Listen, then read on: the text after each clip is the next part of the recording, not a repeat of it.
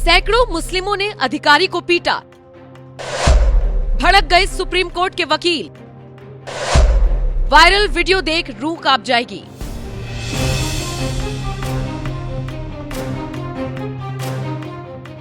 पिछले कुछ वक्त से दिल्ली पुलिस के एसआई रहे मनोज कुमार तोमर चर्चा में हैं। नमाज पढ़ते हुए मुस्लिमों को लात मारते हुए मनोज नजर आए थे, जिसके बाद से ही बवाल मचा हुआ है। सोशल मीडिया पर एक तबका नमाज पढ़ रहे उन मुसलमानों के पक्ष में बात कर रहा है, तो वहीं कुछ दूसरे तबके मनोज तोमर के पक्ष में आवाज बुलंद कर रही है। लेकिन इसी बीच सोशल मीडिया पर एक चौंकाने वाले वीडियो ने बवाल काट दिया है। दरअसल वायरल हो रहे वीडियो में सैकड़ों मुसलमान दिखाई दे रहे हैं। इन सभी ने एक साथ मनोज तोमर को घेरा हुआ है, गंदी गंदी गालियां दे रहे हैं और मामले में सस्पेंड हुए मनोज तोमर को पीट रहे हैं।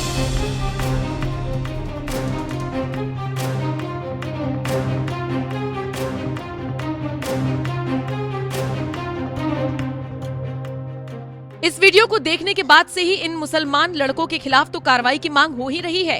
साथ ही साथ जिन लोगों को मनोज सड़क पर नमाज पढ़ने से रोक रहे थे, उनके खिलाफ भी सख्त कार्रवाई की मांग की जा रही है। विवाद दिन पर दिन बढ़ता जा रहा है और इसी बीच अब सुप्रीम कोर्ट के वकील अश्वनी उपाध्याय ने भी आपत्ति दर्ज कराते हुए सबको सबक सिखाने की नसीहत दी है।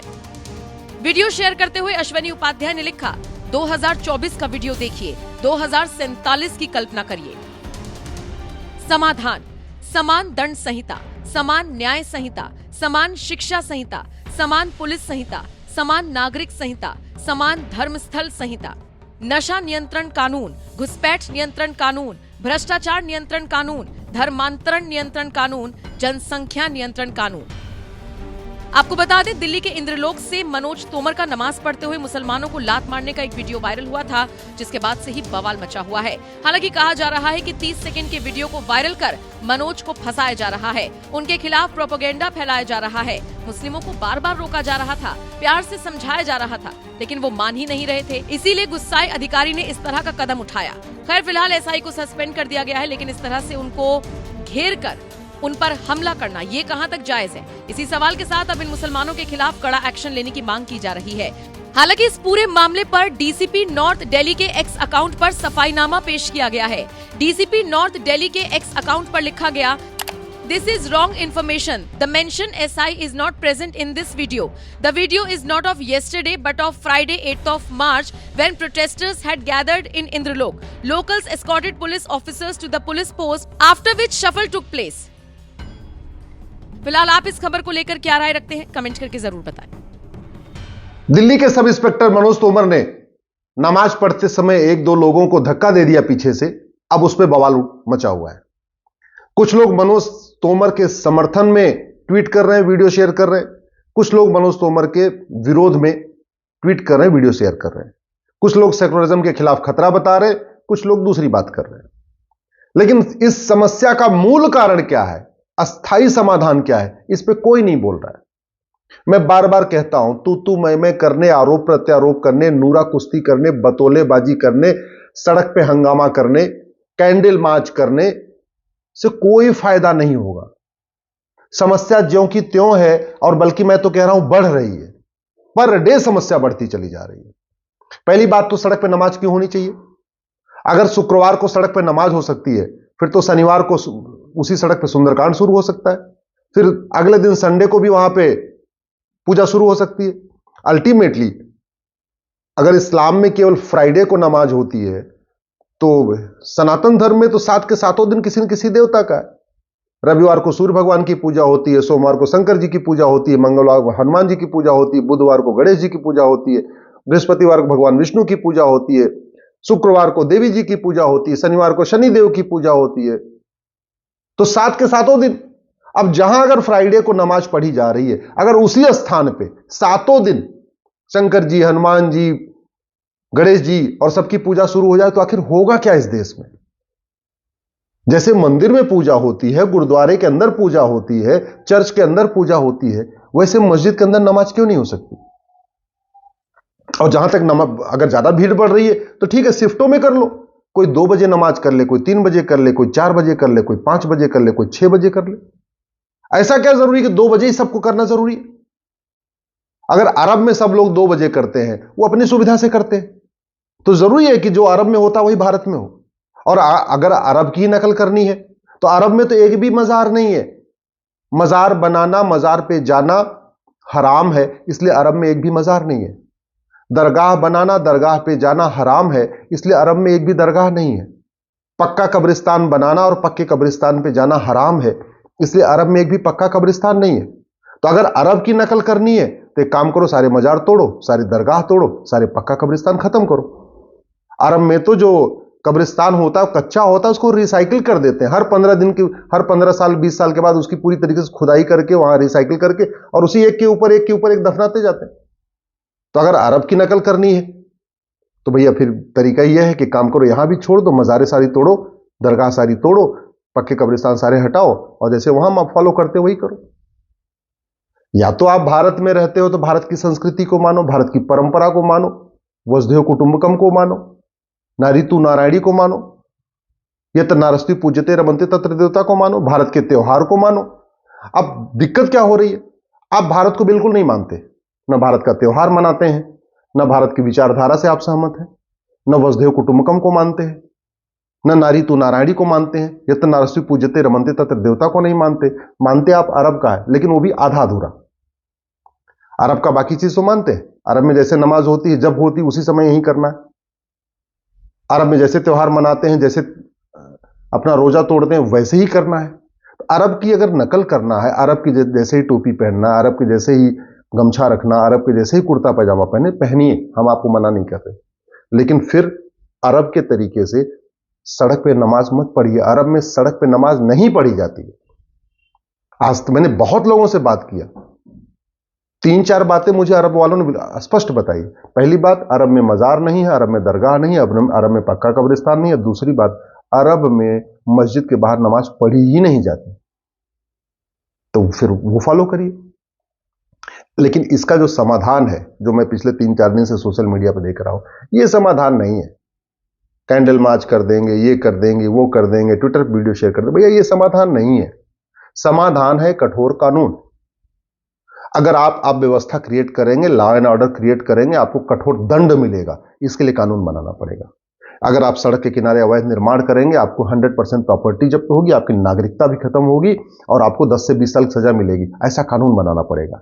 अगर आप भारत को नहीं मानेंगे, भारत की संस्कृति को नहीं मानेंगे, भारत की परंपरा को नहीं मानेंगे, भारत के त्योहार को नहीं मानेंगे, भारत के रीति रिवाज को नहीं मानेंगे, हर सब कुछ विदेशी अपनाएंगे, तो आपकी नागरिकता भी खत्म होगी, आपको 10 से 20 साल की सजा भी मिलेगी। ये जो समस्या भारत में है, ये चीन में क्यों नहीं है? जो समस्या भारत में है, सिंगापुर में क्यों नहीं है? जो समस्या भारत में, जापान में क्यों नहीं है?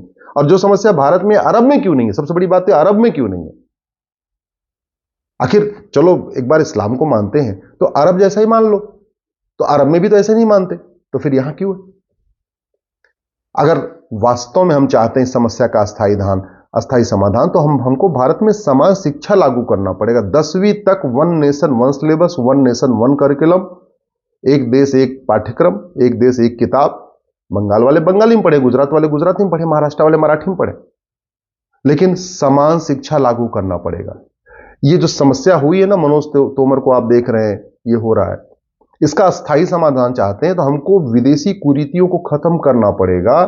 ये तलाके हसन, तलाके बाइन, तलाके किनाया, तहरुस, हलाला, मुताह, मिस्यार, 4 शादी, ये सब बंद करना पड़ेगा और भारत की संस्कृति के अनुरूप एक समान नागरिक संहिता लागू करना पड़ेगा। अगर हम इस समस्या का स्थायी समाधान चाहते हैं तो हमको एक कठोर जनसंख्या नियंत्रण कानून बनाना पड़ेगा।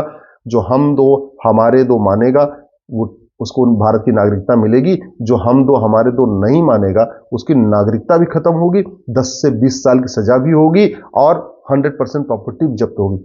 तब जाके जनसंख्या नियंत्रण आराम से हो जाएगा, सब मानेंगे जैसे चीन में मानते हैं। अगर इस समस्या का स्थायी समाधान चाहते हैं तो हमको घुसपैठ नियंत्रण कानून बनाना पड़ेगा। घुसपैठ तब रुकेगी जब घुसपैठियों, उनके मददगार नेताओं और घूसखोर कर्मचारियों को, जो पैसा लेके घुसपैठियों का आधार बनाते हैं, राशन कार्ड बनाते हैं, वोटर आईडी बनाते हैं, ड्राइविंग लाइसेंस बनाते हैं, पासपोर्ट बनाते हैं, वोटर आईडी, सब कुछ, डोमिसाइल सर्टिफिकेट बनाते हैं, उनकी 100% प्रॉपर्टी जब्त करने, सिटीजनशिप खत्म करने और 20 से 50 साल की सजा देने के लिए कानून बनाना पड़ेगा।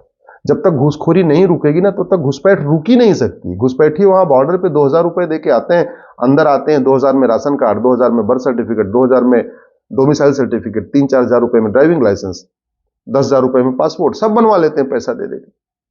तो जब तक भ्रष्टाचार नहीं रुकेगा तब तक घुसपैठ नहीं रुकेगी। घुसपैठ हमारे लिए खतरा है, उसको रोकने के लिए हमारे पास कठोर कानून नहीं। जनसंख्या विस्फोट हमारे लिए बहुत बड़ा खतरा है, उसको रोकने के लिए हमारे पास कानून नहीं। धर्मांतरण हमारे लिए बहुत बड़ा खतरा है। 9 राज्यों से खत्म हो गए आजादी के बाद, 200 जिलों से खत्म हो गए, 900 तहसीलों से खत्म हो गए। 9 राज्यों से, 200 जिलों से, 900 और तहसीलों से खत्म हो चुके हैं। डेमोग्राफी बदल चुकी है। इसके बावजूद धर्मांतरण के खिलाफ हमारे पास कानून नहीं। जो आदमी विदेशी पंथ में कन्वर्जन कराए, 2 तरीके के रिलीजन है, एक भारतीय रिलीजन, एक विदेशी रिलीजन। भारतीय रिलीजन मतलब जैन, बौद्ध, सिख, हिंदू, ये भारत, इनकी शुरुआत भारत में हुई। विदेशी रिलीजन क्या है? क्रिश्चियनिटी है, इस्लाम है।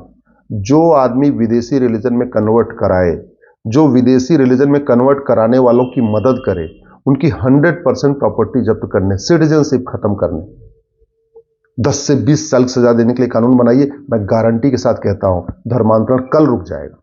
आप घुसपैठियों की 100% प्रॉपर्टी जब्त करने, नागरिकता खत्म करने, 10 से 20 साल की सजा देने के लिए कानून बनाइए। घुसपैठियों के मददगारों की 100% प्रॉपर्टी जब्त करने, उनकी नागरिकता खत्म करने और उनको 10 से 20 साल की सजा देने के लिए कानून बनाइए। मैं गारंटी के साथ कहता हूं सारे घुसपैठी अपने आप भाग जाएंगे। एनआरसी करने की जरूरत ही नहीं पड़ेगी।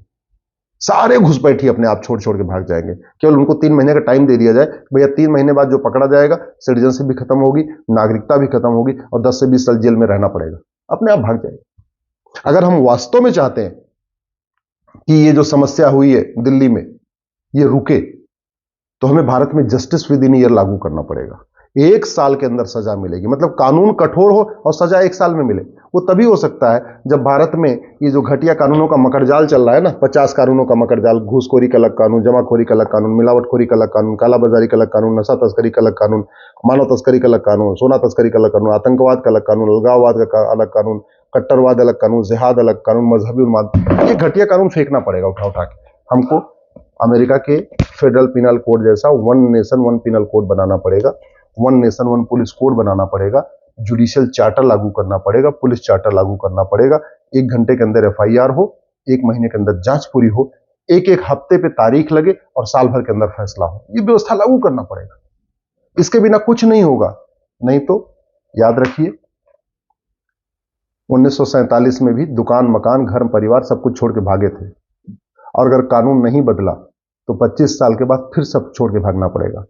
आज के नेता 25 साल के बाद आपको बचाने नहीं आएंगे।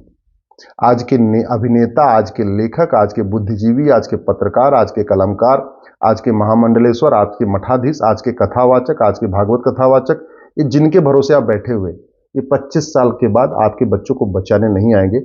लेकिन जिन कानूनों की बात मैं कर रहा हूं, अगर ये कानून बना दिए गए तो 25 साल तो छोड़िए, अगले 500 साल तक आपका परिवार सुरक्षित रहेगा, आपके नाती पोते भी सुरक्षित रहेंगे। अगर मेरी बात ठीक लग रही हो, इस वीडियो को अधिक से अधिक शेयर करिएगा।